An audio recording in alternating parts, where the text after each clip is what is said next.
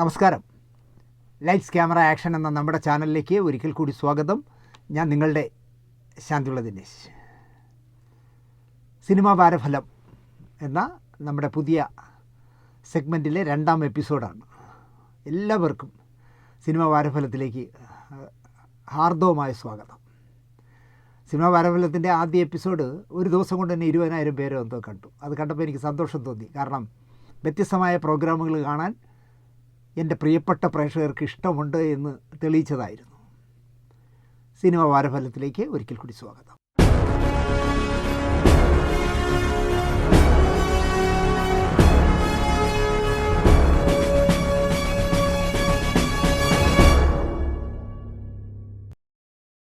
നമസ്കാരം. ഞാൻ ആദ്യമായി സംവിധാനം ചെയ്ത സീരിയലാണല്ലോ വലയം. ഞാൻ അവസാനമായി സംവിധാനം ചെയ്ത സീരിയൽ എന്ന് പറയുന്നത് സൂര്യ ടി വിക്ക് വേണ്ടി നിഴൽ കണ്ണാടി എന്ന് പറഞ്ഞ സീരിയലായിരുന്നു. ഈ 2 സീരിയലുകളിലും നായകവേഷങ്ങൾ ചെയ്തവരിൽ ഒരാളായിരുന്നു ഞാൻ സ്നേഹപൂർവ്വം വിഷ്ണു എന്ന് വിളിച്ചിരുന്ന വിഷ്ണു പ്രസാദ്. ഒരു സീരിയൽ നടന് അല്ലെങ്കിൽ ഒരു സിനിമാ നടന് ആവശ്യമായ ആകാരഭംഗിയും അഭിനയശേഷിയും സ്വന്തം ശബ്ദവും ഒക്കെയുള്ള നടനായിരുന്നു വിഷ്ണു. ജീവിതത്തിൽ നന്നായി അഭിനയിക്കുന്ന വ്യക്തിയായിരുന്നു വിഷ്ണു. നന്നായി എന്നല്ല, വളരെ മോശമായി മദ്യപിക്കുന്ന ആളുമായിരുന്നു വിഷ്ണു. ജീവിതത്തിൽ എപ്പോഴും അയാൾ ഒരു അഭിനയിക്കുന്ന ആളാണെന്ന് എനിക്ക് നിരവധി ഉദാഹരണങ്ങൾ കൊണ്ട് പറയാൻ കഴിയും. ഇപ്പോൾ തന്നെ രാവിലെ സെറ്റിൽ വരുന്നത് പരമഭക്തനായ ഏതൊക്കെയോ അമ്പലങ്ങളിൽ ചെന്ന് പാളയക്കട കുറിയൊക്കെ അടിച്ച് ഒരു ഇലയിൽ കുറേ കളഭമൊക്കെ വാങ്ങിച്ച് 100% ഒരു ഭക്തനെ പോലെ കയറി വരും. അപ്പോൾ നമുക്ക് ഈ കുറിയിടക്കമൊക്കെ ഇല്ലാത്തതുകൊണ്ട് എന്നെ നോക്കി ചിരിച്ചിട്ട് ക്യാമറാമാനും അസിസ്റ്റൻറ്റ് ഡയറക്ടർക്കും അവിടെ നിൽക്കുന്നവർക്കെല്ലാം പ്രസാദം കൊടുക്കും. അവരെല്ലാം വാങ്ങിച്ച് ഇടും. ഇദ്ദേഹം എന്നെ നോക്കി ഒരു ചിരിച്ചുകൊണ്ടങ്ങ് പോകും. ഇരുമ്പൊലൊക്കെ വിഴുങ്ങിയിട്ട് ചുക്ക് കഷായം കുടിച്ചിട്ട് വല്ല കാര്യമുണ്ടോ വിഷ്ണു എന്ന് ഞാൻ ചോദിച്ചാൽ സമൃദ്ധമായ നമ്മളെ വശീകരിക്കുന്ന ഒരു ചിരിച്ചിട്ട് വിഷ്ണു മുങ്ങിക്കളയും. കഥാപാത്രമായി ക്യാമറയ്ക്ക് മുന്നിൽ വന്നാൽ മോഹൻലാലിൻ്റെ അഭിനയശൈലി ഒരു ഹാങ് ഓവറായി വിഷ്ണുവിൻ്റെ രക്തത്തിലുണ്ടെന്ന് തോന്നുന്ന ചടുലമായ ഒരു ശൈലിയാണ് വിഷ്ണുവിനുള്ളത്. അങ്ങനെ നമുക്ക് തോന്നും. കാശിനായോ ഭക്ഷണത്തിനായോ താമസ സ്ഥലത്തിനായോ എൻ്റെ സെറ്റിൽ ഒരു തവണ പോലും വിഷ്ണു ചെറിയ പ്രശ്നങ്ങൾ പോലും ഉണ്ടാക്കിയിട്ടില്ല. അതുകൊണ്ടാണല്ലോ ഞാൻ വലയം മുതൽ എൻ്റെ നിഴൽക്കണ്ണാടി വരെയും വിളിച്ചത്. അവസാനം ഞാൻ ചെയ്ത നിഴൽക്കണ്ണാടിയുടെ വർക്കിനിടയിൽ അയാൾക്ക് താമസിക്കാൻ കൊടുത്ത ഹോട്ടലിൽ നിന്ന് മാറിക്കോട്ടെ, ഞാനവിടെ ഒറ്റയ്ക്കായതുകൊണ്ട് എനിക്ക് ബോറടിക്കുന്നു എന്ന് എന്നോട് പറഞ്ഞു. അങ്ങനെ ആ സീരിയലിലെ 2 നായകന്മാരെ, 3 പേരുണ്ട്, അതിൽ 2 നായകന്മാരെയും നായിക താമസിക്കുന്ന ഹോട്ടലിലേക്ക് മാറ്റാൻ ഞാൻ പ്രൊഡക്ഷൻ എക്സിക്യൂട്ടീവിനോട് പറഞ്ഞു. വർത്തമാനം പറഞ്ഞും കളിയും ചിരിയൊക്കെ പറഞ്ഞ് അവരുടെ സമയം പോട്ടെ, ബോറടിക്കണ്ട എന്ന് ഞാൻ വിചാരിച്ചു. ചീട്ടുകളിയുടെ ഉസ്താദുമാരായിരുന്നു ഇവരെല്ലാം. ബോറടിക്കാതിരിക്കട്ടെ, അവർ ചീട്ടായി കളിച്ചിരിക്കട്ടെ എന്ന് ഞാൻ വിചാരിച്ചു. 2 നായകന്മാർക്കും നായികയ്ക്കും ഭാര്യയും ഭർത്താവും കുട്ടികളും ഒക്കെ ഉള്ളവരാണ്. നല്ല സ്നേഹധാരയായി കഴിയും എന്ന് ഞാൻ കരുതി. സീരിയൽ അകാലത്തിൽ സൂര്യ ടി വി നിർത്തി. അപ്പോൾ ഹോട്ടലിലെ ബില്ല് സെറ്റിൽ ചെയ്യാൻ ചെന്നപ്പോൾ ശരിക്കും പറഞ്ഞാൽ ഞാൻ ഞെട്ടി. റൂം റെൻറ്റിനേക്കാൾ കൂടിയ ബില്ല് സോഡയ്ക്കും കരിമീൻ പൊള്ളിച്ചതിനും ആയിരിക്കുന്നു. രാത്രി നല്ല കീറുണ്ട്, ഇവരെല്ലാവരും കൂടെ ചേർന്ന് കീറും എന്ന് മനസ്സിലായില്ലേ. സീരിയൽ കഴിഞ്ഞും മൂവരും വിളിച്ചെങ്കിലും എൻ്റെ മാന്യത കൊണ്ട് ഭീമമായ ബില്ലായ സോഡ കാര്യം ഞാൻ പറഞ്ഞതേയില്ല. ഞാൻ പൊട്ടനെ പോലെ അറിയാത്തതുപോലെ അങ്ങ് വിട്ടു. വിഷ്ണുവിൻ്റെ കുടുംബകാര്യങ്ങൾ ഒരാൾ പറഞ്ഞറിഞ്ഞപ്പോൾ ശരിക്കും ഞാൻ ഞെട്ടിപ്പോയി എന്ന് പറയാം. ആത്മാർത്ഥമായി സ്നേഹിച്ച ഒരു സുഹൃത്തിനോട് ആരും ചെയ്യാത്ത ഒരു ചതിച്ച മനുഷ്യനാണ് എൻ്റെ മുന്നിൽ മാന്യനായി പെരുമാറുന്നതെന്നും സിന്ധുവിനെ സ്വന്തം ചേച്ചിയെപ്പോലെ കാണുന്നതും അച്ചുവിനോട് വലിയ അടുപ്പം കാണിക്കുന്നതെന്നും ആലോചിച്ചപ്പോൾ എനിക്ക് കേട്ടതൊക്കെ വിശ്വസിക്കാൻ പ്രയാസം തോന്നി. ഒരു ലൊക്കേഷൻ ഷിഫ്റ്റ് ചെയ്യുന്ന സമയത്ത് എൻ്റെ കൂടെ കാറിൽ വന്നോട്ടെ എന്ന് വിഷ്ണു ചോദിച്ചു. കാർ കയറി. നിശബ്ദനായി എന്തോ വലിയ പ്രശ്നം ചിന്തിച്ചിരിക്കുന്ന പോലെ ഇരിക്കുന്ന വിഷ്ണുവിനോട് ഞാൻ അറിഞ്ഞ കാര്യം തുറന്നു ചോദിച്ചു. ഒരിക്കലും ഞാൻ ഇക്കാര്യം അറിയും എന്ന് ചിന്തിച്ച ആളായിരുന്നില്ല വിഷ്ണു എന്ന് എനിക്ക് മനസ്സിലായി. കാരണം അയാൾ ശരിക്ക് ഭൂമി പിളർന്ന പോലെ ആയിപ്പോൾ. എങ്ങനെയെങ്കിലും ഇവിടുന്ന് ഇറക്കി വിട്ടാൽ മതി, ഈ കാറിൽ നിന്ന് ഇറങ്ങിയാൽ മതി എന്നായി. എനിക്കത് മനസ്സിലായി. ഞാനൊന്ന് കാറ് ചവിട്ടി നിർത്തിയിരുന്നെങ്കിൽ അയാൾ ഇറങ്ങി ഓടുമെന്നുള്ള കാര്യം ഉറപ്പാണ്. അങ്ങനെ ആയിപ്പോയി. കേട്ടതെല്ലാം ശരിയാണ് എന്ന് ഞാൻ പറഞ്ഞാൽ ചേട്ടൻ എന്ത് പറയും എന്ന് എന്നോട് ചോദിച്ചു. നീ ഒരു മഹാബോർണാണ് എന്ന് ഞാൻ ഉത്തരം പറഞ്ഞു. പിന്നെ അടുത്ത ലൊക്കേഷനിൽ എത്തും വരെ ഒരക്ഷരം വിഷ്ണു മിണ്ടിയതുമില്ല, ഞാൻ വേറൊന്നും ചോദിച്ചതുമില്ല. ഈ അവസാനം ചെയ്ത സീരിയലിൻ്റെ എന്താ പറയുക, അവസാനമായി വിഷ്ണുവിനെ കണ്ടതുവരെയും ഞാൻ പിന്നെ ആ ചോദ്യം ചോദിച്ചിട്ടില്ല. പിന്നീട് ഒരിക്കൽ എന്നോട് ഇങ്ങോട്ട് കയറി പറഞ്ഞു, ചേട്ടൻ കേട്ടതെല്ലാം ശരിയാണ്, പക്ഷേ അതിന് എനിക്ക് എൻ്റേതായ ന്യായമുണ്ട്. എനിക്ക് പറയാൻ ന്യായമുണ്ട് ചേട്ടാ, എനിക്കത് കേൾക്കണ്ട എന്ന് ഞാൻ കട്ട് ആൻഡ് റൈറ്റായിട്ട് ഉത്തരവും പറഞ്ഞു. ഒരു കൺട്രോളും ഇല്ലാത്ത മദ്യപാനവും എന്താ പറയുക അസാമാന്യമായ ആത്മീയ ദൈവഭക്തിയും കൂടി അയാളെ തകർത്തു എന്ന് ഞാൻ പറയും. ഒരുപാട് ടെൻഷനുള്ള ആളായിരുന്നു. അതിൽ നിന്ന് രക്ഷപ്പെടാനായിരിക്കണം അയാൾ മദ്യപാനത്തിൽ അഭയം തേടിയത്. അതുപോലെ തന്നെ ചെയ്തു കൂട്ടിയ പാപങ്ങളിൽ നിന്ന് രക്ഷപ്പെടാനായിരിക്കണം അയാൾ അമിതമായി ഭക്തി അല്ലെങ്കിൽ ദൈവഭക്തിയിൽ പിടിച്ചത്. മനസ്സിലെ കുറ്റബോധമാണോ വഴിവിട്ട ജീവിതമാണോ വിഷ്ണുവിനെ തൊലച്ചത് എന്നെനിക്ക് പറയാനാവില്ല. അമിതമായ മദ്യപാനം തകർത്തതാവണം അയാളുടെ കരളിനെ. കരൾ മാറ്റിവെക്കണം. 2 പെൺമക്കളിൽ ആരോ കരൾ നൽകും, പക്ഷേ മാറ്റാൻ ലക്ഷങ്ങൾ വേണം എന്നൊക്കെ ആരോ പറഞ്ഞറിഞ്ഞപ്പോഴും എനിക്ക് അയാളെ വിളിക്കാൻ തോന്നിയില്ല. എന്തോ എൻ്റെ ഗുഡ് ബുക്കിൽ നിന്ന് അയാൾ ഇപ്പോൾ പോയി. ആ പെൺകുട്ടികൾ കൊടുക്കാതിരുന്നത് നന്നായി എന്ന് ഞാൻ പറയും. കാരണം കരൾ പകുത്ത് വാങ്ങാതെ തന്നെ വിഷ്ണു പോയത് നന്നായി.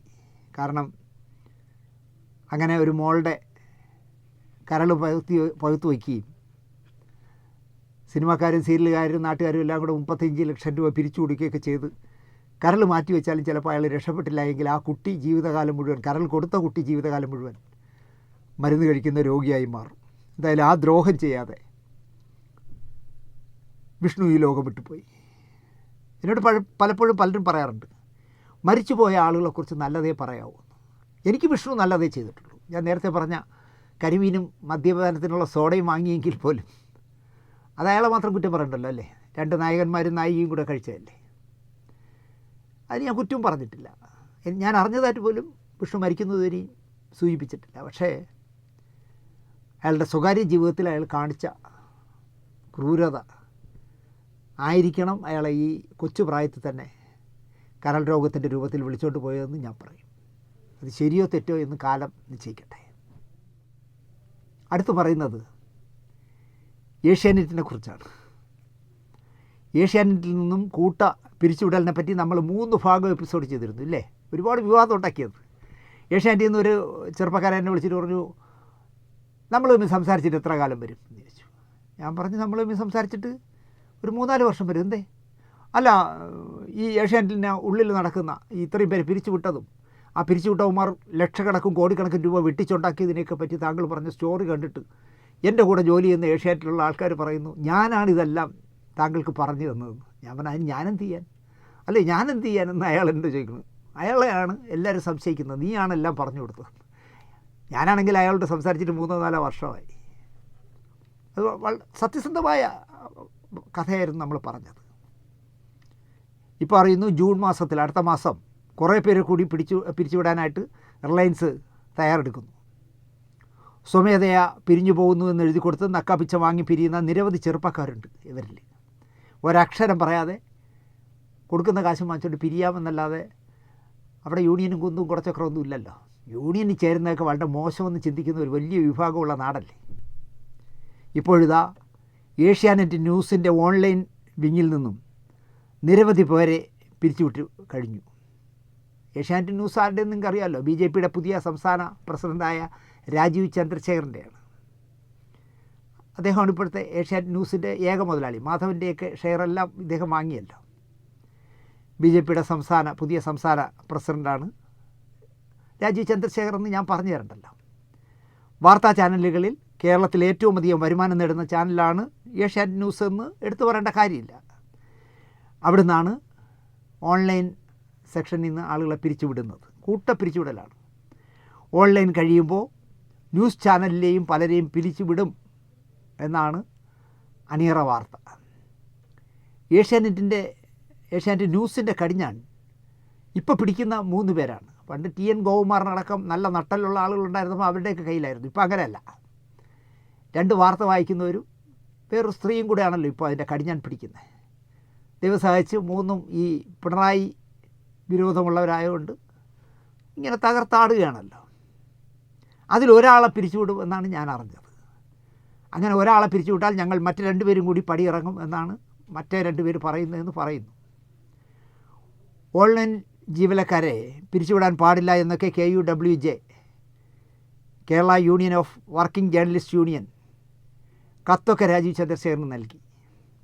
ജീവനക്കാരുടെ പെർഫോമൻസിലോ സ്ഥാപനത്തിൻ്റെ സാമ്പത്തിക അവസ്ഥയിലോ പ്രശ്നങ്ങളില്ലാത്തപ്പോൾ എന്തിനാണ് പിരിച്ചുവിടൽ എന്നാണ് KUWJ ചോദിക്കുന്നത്.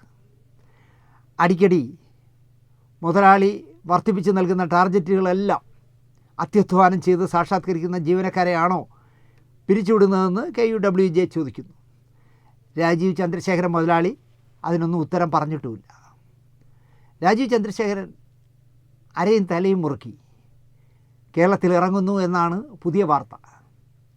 BJPക്കും RSSനും ജന്മഭൂമി എന്ന് പറഞ്ഞ പത്രം ഉണ്ടെങ്കിലും രാജീവ് ചന്ദ്രശേഖർ പൂട്ടിപ്പോയ മംഗളം പത്രത്തിൻ്റെ മൊത്തം കടിഞ്ഞാണ് ഏറ്റെടുക്കുന്നു എന്നാണ് പുതിയ വാർത്ത. മംഗളം പത്രം അദ്ദേഹം ഏറ്റെടുക്കുന്നു. ഒപ്പം മാതൃഭൂമിയിൽ 51% ഷെയർ മറ്റൊരു വർഗീയ സംഘടനക്കാർക്കായിരുന്നു.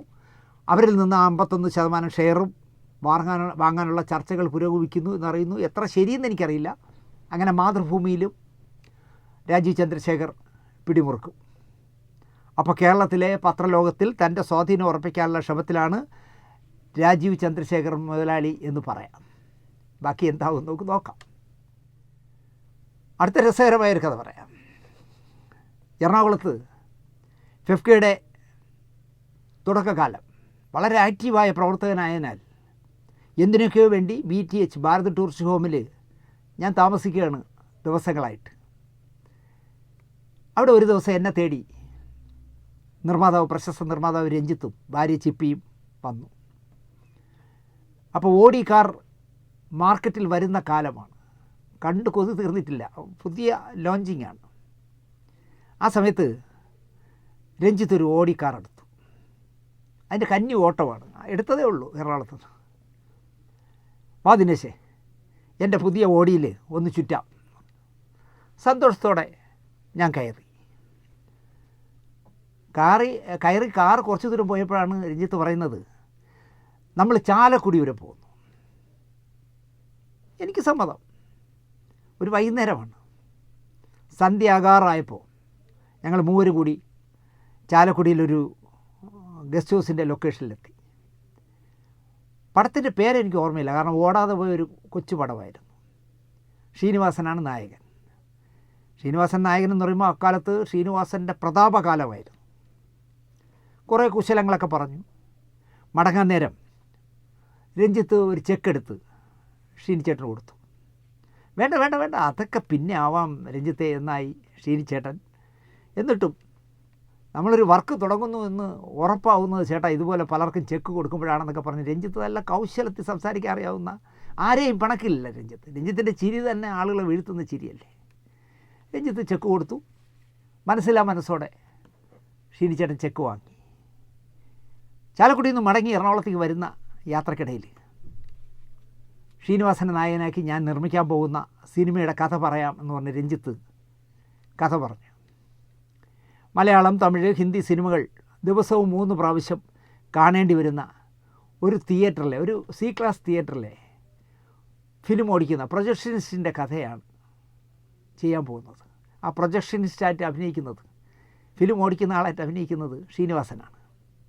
പ്രേമവും കൊലയും ആക്ഷനും അന്വേഷണവും ഒക്കെ പറയുന്ന വ്യത്യസ്തമായ സിനിമകൾ കണ്ട് ജോലിയുടെ ഭാഗമായിട്ട് കണ്ടല്ലേ പറ്റൂ.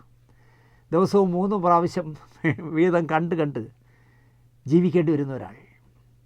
അയാൾക്കെല്ലാം സിനിമയാണ്. ജീവിതത്തെ ഈ സിനിമകളിലൂടെ നോക്കി കാണേണ്ടി വരുന്ന ഒരു മനുഷ്യൻ്റെ ബുദ്ധിപൂർവമായ നീക്കത്തിൻ്റെ കഥയായിരുന്നു ശ്രീനിവാസൻ വെച്ച് ഞാനിരുന്നത്. ഒറ്റ ആ കഥ കേട്ടപ്പോൾ തന്നെ ഞാൻ പറഞ്ഞു ഇത് സക്സസ് ആണ് എന്ന് പറഞ്ഞു. ശ്രീനിവാസന് പറ്റിയ കഥാപാത്രമാണ്. കാരണം സിനിമ കണ്ട് കണ്ട് അയാൾ ഏത് കാര്യം ചെയ്യണമെങ്കിലും, ഇപ്പോൾ ഭാര്യയെ പ്രേമിക്കണമെങ്കിലും അയാൾ ഏതെങ്കിലും സിനിമയിലെ പ്രേമരംഗം ഓർക്കും, ഒരാളിനോട് വഴക്കിടണമെങ്കിലും ആ പടത്തിലുള്ള സീൻ ഓർക്കും, എന്നിട്ട് അങ്ങനെയാണ് വഴക്കിടാറ്. അഡ്വാൻസ് കൊടുക്കാൻ കൂടെ പോയ ആൾ എന്ന നിലയിൽ പിന്നീട് രഞ്ജിത്തിനെ കാണുമ്പോഴൊക്കെ ഞാൻ ചോദിക്കും എന്തായി ശ്രീനിവാസനെ ചെയ്യുന്ന പടം എന്തായി എന്ന് കേൾക്കും. അപ്പോൾ അങ്ങനെ ഞാൻ ചോദിക്കുമ്പോൾ കഥ തിരുത്തി അത് എന്താ പറയുക നീണ്ടു പോവുകയും അവസാനം തിരുത്തി ആ പടം ദൃശ്യമായി മാറുകയും ചെയ്തു. രഞ്ജിത്തിന് പകരം ആൻ്റണി പെരുമ്പാവൂരായി നിർമ്മാണം, ശ്രീനിവാസൻ മാറി മോഹൻലാലായി, പ്രൊജക്ഷനിസ്റ്റ് എന്നുള്ള തിയേറ്ററിൽ ഫിലിം ഓടിക്കുന്ന ആളെന്നുള്ളത് മാറി കേബിൾ TV മുതലാളിയായി. ഒരിടത്തും രഞ്ജിത്ത് ഞാൻ അഡ്വാൻസ് കൊടുത്ത സിനിമയാണെന്ന് പറഞ്ഞിട്ടേ ഇല്ല ദൃശ്യത്തെപ്പറ്റി. ഇപ്പോൾ രഞ്ജിത്തിനെയും ദൃശ്യത്തെയും ഓർക്കാനിടയായത് എന്തുകൊണ്ടെന്ന് ചോദിച്ചാൽ രഞ്ജിത്ത് നിർമ്മിച്ച് തരുൺമൂർത്തി സംവിധാനം ചെയ്ത തുടരും കേരളത്തിലല്ല എവിടെയെല്ലാം റിലീസ് ചെയ്തോ അവിടെയെല്ലാം കോടികൾ വാരിക്കൂട്ടുകയാണല്ലോ. ശരിക്കും പറഞ്ഞാൽ മോഹൻലാലിന് ഒരു റീബർത്ത് നൽകിക്കൊണ്ട് വലിയ വിജയമാണ്. പഴയ മോഹൻലാലിനെ ഞങ്ങൾക്ക് തിരിച്ചു കിട്ടി എന്നാണ് അദ്ദേഹത്തെ ആരാധിക്കുന്ന അമ്മ പെങ്ങന്മാർ പോലും പടം കണ്ടിട്ട് ഇറങ്ങുമ്പോൾ പറയുന്നത്. ശരിക്കും പൂന്തി വിളയാടി എന്ന് പറയാം മോഹൻലാൽ. തിയേറ്ററുകളിലെ കടങ്ങളൊക്കെ ഞങ്ങളെല്ലാം വീട്ടി സന്തോഷത്തിലാണെന്ന് തിയേറ്റർ സംഘടന ഫിയോക്കിൻ്റെ തലവനായ വിജയകുമാർ ചിരിച്ചുകൊണ്ട് സന്തോഷത്തോടെ സംസാരിക്കുന്നു. എനിക്ക് കേട്ടപ്പോൾ സന്തോഷം തോന്നി. വിജയകുമാർ പറയാം ഞങ്ങളുടെ തിയേറ്ററുകാരുടെ കടമെല്ലാം തുടരും തീർത്തു എന്നാണ് പറയുന്നത്. സാംസ്കാരിക ക്ഷേമനിധിയുടെ 1 മാസത്തെ പെൻഷൻ കൊടുക്കാനുള്ള വക എന്തായാലും തുടരും നൽകുമെന്നുള്ള ഒരു ഉറപ്പാണ്. അതുകൊണ്ടാണ് എനിക്ക് സന്തോഷം. സത്യനന്ദിക്കാടിൻ്റെ പുതിയ സിനിമ കൂടി ഓടിയാൽ, മോഹൻലാലാണല്ലോ സത്യേട്ടൻ്റെ പുതിയ പടത്തിലെ നായകൻ, മോഹൻലാൽ ഉറപ്പായിട്ടും പഴയ ഫോമിലെത്തും എന്നുള്ള ഒരു ഉറപ്പാണ്. എന്തിനധികം പറയുന്നു, എം രഞ്ജിത്തിന് സ്വന്തമായി വിതരണ കമ്പനിയുള്ള ആളാണ്. രഞ്ജിത്തും തരുൺമൂർത്തിയും കൂടി കഥ വന്ന് പറഞ്ഞപ്പോഴേ കൂർമ്മ ബുദ്ധിക്കാരനായ ആന്റണി പെരുമ്പാവൂരിന് ഒരു കാര്യം ഉറപ്പായി കാണണം, ഈ പടം ഒരു പണം വാരി പടമാകും എന്ന് ആന്റണിക്ക് തോന്നിയിരിക്കാം. അയാൾ നല്ല ബുദ്ധിമാനല്ലേ. എന്നാൽ പടത്തിൻ്റെ വിതരണം ആശീർവാദിന് നൽകണമെന്നായി ആന്റണി പെരുമ്പാവൂർ. മനസ്സൊന്ന് കാളിക്കാണുമെങ്കിൽ പോലും ചിരിച്ചോണ്ട് മനസ്സോടെ രഞ്ജിത്ത് ആ വിതരണം ആശീർവാദിന് കൊടുത്തു. ഇപ്പോൾ സംഭവിക്കുന്നത് എന്താണെന്ന് ചോദിച്ചാൽ ആൻ്റണിക്ക് നോക്കുകൂലി പോലെ ഒന്നും ചെയ്യാതെ 6 കോടി രൂപ വിതരണത്തിൻ്റെ കമ്മീഷൻ കിട്ടും തുടരെ എന്ന സിനിമയിലൂടെ. ഇതൊന്നുമല്ല സത്യമായും ഞാൻ പറയാൻ വന്നത്. ഒരു സിനിമ ശ്രദ്ധിക്കപ്പെട്ടു എന്നറിഞ്ഞാൽ ആദ്യം അതിൻ്റെ പൈറസി ഇറങ്ങും. വ്യാജപ്പതിപ്പ് ഇങ്ങനെ എന്തോ ഇറങ്ങിയിരിക്കും. മലപ്പുറത്ത് നിന്നും വാഗമണിലേക്ക് പോയ ടൂറിസ്റ്റ് ബസ്സിൽ തുടരും എന്ന് പറഞ്ഞ സിനിമ പ്രദർശിപ്പിച്ചു. അപ്പോൾ ആ പ്രദർശിപ്പിക്കുമ്പോൾ ആ ബസ്സിൽ യാത്ര ചെയ്യുന്ന ഒരു പെൺകുട്ടി, നമ്മളെ കുതിരോട്ടം പപ്പുച്ചേട്ടൻ്റെ മകൻ ബിനു പപ്പുമായിട്ട് നല്ല ബന്ധമുണ്ട്. ആ കുട്ടി ബസ്സിലിരുന്നുകൊണ്ട് തന്നെ ബിനുവിനെ വിളിച്ച് ഇതിൻ്റെ വീഡിയോ ഷോട്ട്, അതിൻ്റെ ഫിലിം ഓടിക്കൊണ്ടിരിക്കുന്ന ഷോട്ട് എടുത്ത് അയച്ചു കൊടുത്തു. ബിനു എന്തെന്ന് വെച്ചാൽ അത് രഞ്ജിത്തിനെ ഏൽപ്പിച്ചു. രഞ്ജിത്ത് അത് തെളിവ് സഹിതം സൈബർ ഹെഡ് ക്വാർട്ടേഴ്സിൽ പരാതി നൽകിക്കഴിഞ്ഞു. 6-ാം ദിവസം 100 കോടി ക്ലബ്ബിൽ കയറിയ ഒരു സിനിമ ഒരു ടൂറിസ്റ്റ് ബസ്സിൽ ഇട്ടാൽ നിർമ്മാതാവിന് മാത്രമല്ല സർക്കാരിനും എത്രയാണ് നഷ്ടമെന്ന് സർക്കാർ ചിന്തിക്കട്ടെ. ഒരുത്തനും വിടരുത് എന്ന് ഞാൻ പറയും. ആ ബസ്സിൽ അത് പ്രദർശിപ്പിച്ച ആരൊക്കെ കൂടി ചേർന്നാണെന്നുള്ള കണ്ടുപിടിക്കാനൊക്കെ നല്ല എളുപ്പമാണ്. പക്ഷേ ഈ വ്യാജൻ ഇറങ്ങുന്നത് രഞ്ജിത്തിനൊരു പുതുമയൊന്നുമല്ല. ആറ്റുകാൽ ഉത്സവത്തിന് ഒരിക്കൽ രഞ്ജിത്ത് തൊഴാൻ പോയി. 10 ദിവസമാണല്ലോ ഉത്സവം. അങ്ങനെ തൊഴാൻ പോയിട്ട് കാർ എടുക്കാനായിട്ട് പോകുമ്പോൾ വഴിയിൽ ഉത്സവപ്പറമ്പിൽ വ്യാജ CD വിൽക്കുന്നു. ഒരു കൗതുകത്തിന് രഞ്ജിത്ത് ആ വിൽക്കുന്ന ഏതൊക്കെ പടങ്ങളാണ് എന്ന് നോക്കിയപ്പോൾ രഞ്ജിത്ത് നിർമ്മിച്ച ലെഫ്റ്റ് റൈറ്റ് ലെഫ്റ്റ് എന്ന് പറഞ്ഞ പടത്തിൻ്റെ വ്യാജ CD ഉണ്ട്. 30 രൂപ വിലയുണ്ട്. രഞ്ജിത്ത് ഒന്നും പഠിക്കാതെ 30 രൂപ കൊടുത്ത് ആ വ്യാജം വാങ്ങിച്ചു. അതുകൊണ്ട് തന്നെ വ്യാജപ്പതിപ്പ് ഇറങ്ങുന്നത് രഞ്ജിത്തിനൊരിക്കലും ഒരു അത്ഭുതമല്ല. അപ്പോൾ ഇങ്ങനെ വ്യാജപ്പതിപ്പ് ഇറങ്ങിക്കഴിഞ്ഞാൽ അടുത്ത് വരാൻ പോകുന്നത്, ഒരു ഓടുന്ന പടമാണെങ്കിൽ വരാൻ പോകുന്നത്, ആ പടത്തിൻ്റെ കഥ എൻ്റെ നിന്ന് മോഷ്ടിച്ചതാണെന്ന് പറഞ്ഞ് ആരെങ്കിലും ഒരാൾ ഒരു കേസ് കൊടുക്കുകയോ ഒരു വിവാദം ഉണ്ടാക്കുകയോ ഒരു പത്രസമ്മേളനം നടത്തുകയോ ചെയ്യും. ഇപ്പോൾ തന്നെ തുടരും എന്ന സിനിമ തമിഴൻ എന്ന പേരിൽ 15 വർഷം മുമ്പ് താൻ എഴുതിയ കഥയാണ് കഥമോഷണം പോയെന്ന് കാണിച്ച് കവി സത്യചന്ദ്രൻ പൊയിൽക്കാവ് രംഗത്തെത്തി കഴിഞ്ഞു. 15 വർഷം മുമ്പ് ഞാൻ എഴുതി വെച്ചതാണ് ഈ തമിഴൻ, അതിനെയാണ് തുടരുമായിരിക്കുന്നതെന്നാണ് പുള്ളി പറയുന്നത്. MG മണിലാൽ എന്ന ആളോടൊപ്പം എഴുതിയ കഥ സിനിമയാക്കാനായി പലരെയും സമീപിച്ചെങ്കിലും പല കാരണങ്ങളാൽ നിർമ്മാതാവിൻ്റെ സൗകര്യത്തിനനുസരിച്ച് സിനിമാ നിർമ്മാണം നീണ്ടു പോയി. ആ നിർമ്മാതാവ് ആരാണെന്ന് പുള്ളി പറയുന്നില്ല. ഇതിനിടയിൽ തുടരും എന്ന പേരിൽ സിനിമയായി പുറത്തിറങ്ങി എന്നാണ് സത്യചന്ദ്രൻ്റെ പരാതി. M രഞ്ജിത്തിനോടോ തരുൺ മൂർത്തിയോടോ മോഹൻലാലിനോടോ ഞാനോ മണിലാലോ കഥ പറഞ്ഞു എന്ന പരാതിയൊന്നും സത്യചന്ദ്രനില്ല. രാമൻ എന്ന പേരിൽ താൻ ചെയ്യാനിരുന്ന കഥയുടെ തനി പകർപ്പാണ് തുടരും സിനിമയെന്ന്, തൻ്റെ സൃഷ്ടിയെ അനുവാദമില്ലാതെ അന്യായമായി ഉപയോഗിക്കുകയായിരുന്നു എന്നും പറഞ്ഞ് പഴയ കാല നിർമ്മാതാവ് മധുരനൊമ്പരക്കാറ്റൊക്കെ എടുത്ത ഒരു നന്ദകുമാറുണ്ട്. അദ്ദേഹം തുടർച്ചയായി ചെയ്ത സിനിമകൾ പൊളിഞ്ഞപ്പോൾ അദ്ദേഹം സംവിധായകനായി മാറി. അപ്പോൾ അദ്ദേഹം എന്താണെന്ന് വെച്ചാൽ നന്ദകുമാറിനെ തിരിച്ചിട്ടു കുമാർ നന്ദ എന്നാക്കി. അപ്പോൾ ഇപ്പോൾ അദ്ദേഹം പറയുന്നു രാമൻ എന്ന പേരിൽ ഞാൻ ഉണ്ടാക്കി വെച്ചിരുന്ന ഒരു കഥയാണ് ഈ തുടരും എന്ന് പറഞ്ഞ സിനിമയ്ക്ക് വേണ്ടി കോപ്പി അടിച്ചതെന്നാണ് അദ്ദേഹം പറയുന്നത്. തുടരും സിനിമയിലെ ജോർജ് എന്ന കഥാപാത്രം എൻ്റെ കഥയിലെ ജോൺ ആണെന്നും കഥയുടെ അന്തരംഗ ചലനങ്ങൾ, സംഭവക്രമം, ക്ലൈമാക്സ് എല്ലാം എൻ്റെ കഥയുമായി അത്രമേൽ സാമ്യമുണ്ടെന്നും കുമാർ നന്ദ ആരോപിക്കുന്നു. സത്യചന്ദ്രനോട് ചോദിച്ച ചോദ്യം കുമാർ നന്ദയോടും ചോദിക്കണം. അല്ല കുമാർ നന്ദേ, രാമൻ്റെ കഥ രഞ്ജിത്തിനോടോ തരുൺ മൂർത്തിയോടോ മോഹൻലാലിനോടോ ഇവരിൽ ആരോടെങ്കിലും നിങ്ങൾ പറഞ്ഞിട്ടുണ്ടോ? സത്യചന്ദ്രൻ കുമാർ നന്ദയോടോ കുമാർ നന്ദ സത്യചന്ദ്രനോടോ ഈ കഥ പറഞ്ഞിരുന്നോ? അറിയാൻ വയ്യാഞ്ഞിട്ട് ചോദിക്കാമെന്ന് ജഗതി ഏതോ പടത്തിൽ പറയും പോലെ കിലുക്കല്ല താളവട്ടത്തിൽ പറയും പോലെ നിങ്ങളെല്ലാം ചുരണ്ടിയത് ഏത് സിനിമയിൽ നിന്നാണ് അല്ലെങ്കിൽ ഏത് പുസ്തകത്തിൽ നിന്നാണെന്ന് ആദ്യം പറ. ഒരമ്മ പെറ്റതുപോലെ തരുൺ മൂർത്തിയും സത്യേന്ദ്രൻ പൊയിൽക്കാവും കുമാർ നന്ദയും ഒരേപോലെ ഒരേ കഥ തന്നെ സ്വന്തമായി ചിന്തിക്കാൻ എന്തായാലും വഴിയില്ല. അപ്പം തുറന്നു പറയുക, തുടരും, തമിഴൻ, രാമൻ ഈ 3 പേരും ചുരണ്ടിയത് എവിടുന്നാണ് അത് പറ. ഇവിടെ എനിക്കൊരു കഥയല്ല നടന്ന ഒരു സംഭവം ഓർമ്മ വരുന്നു. കഥയിലെ നായകൻ ഒരു നടനാണ്. കൈരളി ചാനലിനായി ഈ നടനെ ഞാൻ അഭിമുഖം നടത്താൻ പോയി. കുട്ടിക്കാലം മുതൽ കക്ഷി ഒരു റബലാണ്. എന്ത് റബൽ? എൻ്റെ അനുഭവത്തിൽ അദ്ദേഹം ഒരു പാവത്താനായിരുന്നു, ശുദ്ധനായിരുന്നു, മണ്ടനായിരുന്നു എന്ന് ഞാൻ പറയും. വിവാഹം കഴിക്കാതെ 2 പെണ്ണുങ്ങളെ വിവാഹം കഴിക്കുകയും രജിസ്റ്ററൊന്നും ചെയ്തിട്ടില്ല, ഔദ്യോഗികമാക്കിയിട്ടില്ല. അതിലൊരു 1/2 ഡസൻ പിള്ളേർക്ക് ജന്മം നൽകുകയും ചെയ്തു ഈ കക്ഷി. അഭിമുഖം എടുക്കാൻ ചെന്നപ്പോൾ ഈ 6 പിള്ളേരിൽ ഒരുത്തൻ അവിടെ ചുറ്റിപ്പറ്റി നിൽപ്പുണ്ട്. പക്ഷേ ഈ അച്ഛനെന്ന് പറഞ്ഞ ആൾ മൈൻഡ് ചെയ്യുന്നില്ല, അവൻ ചുറ്റിപ്പറ്റി പക്ഷേ ഒട്ടി നിൽപ്പുണ്ട്. അഭിമുഖത്തിനിടയിൽ ഈ നടൻ ഒരു പുസ്തകം എടുക്കാൻ അകത്തേക്ക് പോയി. ഈ സമയം ചുറ്റിപ്പറ്റി നിന്ന മകൻ എന്നോട് റിക്വസ്റ്റ് വെച്ചു, ചേട്ടാ എന്നെപ്പറ്റി ഒരു വാക്ക് ചോദിക്കണേ, ഈ അഭിമുഖത്തിനിടയിൽ ചോദിക്കണേ എന്നാണ് പറഞ്ഞത്. ഞങ്ങൾക്ക് എന്തു പറ്റി? ഇങ്ങനെ 6 മക്കളെ ജനിപ്പിച്ചെങ്കിലും പരസ്യമായി ഒരുത്തനെ പറ്റിയേ പറയുള്ളന്നേ, ബാക്കി 5 പറ്റി ഇയാൾ മിണ്ടില്ല, ഇങ്ങേര് മിണ്ടില്ല, ഇയാളെന്നല്ല ഇങ്ങേര് മിണ്ടില്ല. അതിനെന്താ, നിങ്ങളുടെയൊക്കെ പേരിൻ്റെ അറ്റത്ത് അച്ഛൻ്റെ പേരുണ്ടല്ലോ, പേരുണ്ട്, അത് ഞങ്ങളിട്ടതാണ്. ചിരട്ടയിലിട്ട് പറണ്ടിയ പോലത്തെ ശബ്ദവും കറുത്ത നിറവുമുള്ള ആർക്കും ഇയാൾ എൻ്റെ അച്ഛനാണെന്ന് പറയാം. പേരിൻ്റെ കൂടെ ഇയാളുടെ പേര് കൂടി ചേർത്താൽ നാട്ടുകാർ പറയും ശരിയാ, തന്തയെ വാർത്ത പോലെ ഉണ്ട് എന്ന് പറയുമെന്നാണ് ഈ മകൻ എന്നോട് പറഞ്ഞത്. അതെന്താ അങ്ങനെ പറയുന്നതെന്ന് ചോദിച്ചു.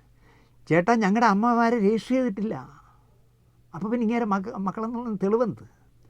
എന്നെപ്പറ്റി എന്തെങ്കിലും ചോദിച്ചാൽ മറ്റവൻ മാത്രമല്ല ഞാനും ഇങ്ങേർക്കുണ്ടായതാണെന്ന് പരസ്യമാവുമല്ലോ. ഇത് ഈ മകൻ ചോദിച്ച ചോദ്യം തന്നെ ഞാൻ ചോദിക്കുന്നു. ഇതുപോലെ തരുൺ മൂർത്തിയോ സത്യചന്ദ്രൻ പൊയിൽക്കാവോ കുമാർ നന്ദയോ പറ, ഈ കഥ എവിടുന്നാ ചുരണ്ടിയത്? ഒരമ്മ പെറ്റ പോലെ നിങ്ങളെല്ലാവരും ഒരേ കഥ, ഒരേ കഥാപാത്രത്തെ എങ്ങനെ ഉണ്ടാക്കി? നിങ്ങൾ 3 പേരും മൂവരും ഒരു മുറിയിലിരുന്നാണോ കഥ ഉണ്ടാക്കിയത്? ആദ്യം അത് പറ, എന്നിട്ട് നമുക്ക് ഇത് എങ്ങനെ മോഷ്ടിച്ചു, എങ്ങനെ കോപ്പി അടിച്ചു എന്നൊക്കെ പറയാം. ഒരു പടം ഓടുമ്പോൾ ആലോചിച്ച് നോക്കിയേ, ആ കഥ ഞാനുണ്ടാക്കിയ തമിഴൻ എന്ന് പറയുമെങ്കിൽ ഇവരെങ്ങനെയാണ് ഇവർ 3 പേര്, ഒരാൾ പരാതി പറഞ്ഞാലും മനസ്സിലാക്കാം. ഇത് 3 പേരും പറയുന്നു, 2 പേരും പറയുന്നു തരുൺ മൂർത്തി എഴുതി സംവിധാനം ചെയ്ത സിനിമ ഞാനുണ്ടാക്കിയതെന്നാണ് പറയുന്നത്. നോക്കാം അടുത്ത കഥ. ഒരു കഥ കൂടെ പറഞ്ഞ് അവസാനിപ്പിക്കാം. ദിലീപോ കുഞ്ചാക്കോ ബോബനോ ആകാനാണ് ലിസ്റ്റർ സ്റ്റീഫൻ സിനിമയിൽ വന്നതെന്ന് പറഞ്ഞാൽ എത്ര പേര് വിശ്വസിക്കുമെന്ന് എനിക്കറിയില്ല. നടനാവാനാണ് ലിസ്റ്റർ സ്റ്റീഫൻ വന്നത്. ബുദ്ധിമാനായ ആളായതിനാൽ സ്വയം മനസ്സിലാക്കി കാണും തനിക്ക് താങ്ങാൻ പറ്റിയതല്ല അഭിനയമെന്ന്. സിനിമ പിടിക്കാനിറങ്ങി. ആദ്യം പൃഥ്വിരാജിനെ കിട്ടിയപ്പോൾ നല്ല സുഹൃത്തുക്കളായി ഇരുവരും. പാർട്ട്ണർമാരോ പാർട്ണർഷിപ്പോ സംയുക്തമോ എന്തൊക്കെയോ ഉണ്ടായിരുന്നു അവർ തമ്മിൽ. എന്തു തുടങ്ങിയാലും ശരി, ഒരു കാര്യം ഉറപ്പാണ്, ലിസ്റ്റൻ ലക്കി മാനാണ്. തുടരെ വിജയങ്ങളുണ്ടാക്കിയ ആളാണ്. ഇതിനിടയിൽ നിവിൻ പോളിയും അടക്കം ലിസ്റ്റൻ്റെ സൗഹൃദ കൂട്ടായ്മ വികസിച്ചു. നിവിൻ്റെ ഡേറ്റ് മാത്രമല്ല, കോടികൾ ഇറക്കുന്ന ബിസിനസ്സുകളിലും ലിസ്റ്റനും നിവിനും ഒന്നിച്ചുണ്ടായിരുന്നു എന്നാണ് സിനിമാക്കാർ പലരും പറയുന്നത്. ലിസ്റ്റൻ്റെ നിന്നൊക്കെ ലിസ്റ്റൻ ഒരുപാട് പൈസ നിവിൻ പോളിയിൽ നിന്ന് വാങ്ങിയിട്ടുണ്ടെന്ന് പറയുന്നു, കടമായിട്ട്, സൗഹൃദത്തിൻ്റെ പേരിൽ. നിർമ്മാതാക്കളുടെ സംഘടനയുടെ തലപ്പത്തിരുന്നാലും തനിപ്പിടി പിടിക്കാൻ ഒരു മടിയും ലിസ്റ്റനില്ല എന്ന് സുഹൃത്തുക്കൾ തന്നെ പറയുന്നു. ജി സുരേഷ് കുമാറും ആന്റണി പെരുമ്പാവൂരും കൊമ്പ് കോർത്തപ്പോൾ 2 പേരും പറഞ്ഞത് 100% ശരിയാണെന്ന് പറഞ്ഞ മലയാള സിനിമയിലെ ഏക ആളാണ് ലിസ്റ്റർ സ്റ്റീഫൻ. അപ്പോൾ മനസ്സിലായില്ലേ, സ്വന്തം കാര്യം സിന്ദാബാദ്. സുരേഷ് കുമാർ പറഞ്ഞത് വളരെ കറക്റ്റല്ലേ, ആന്റണി ചേട്ടൻ പറഞ്ഞത് നല്ല കറക്റ്റാണ് എന്ന് പറഞ്ഞ ഏക ആളേ ഉള്ളൂ.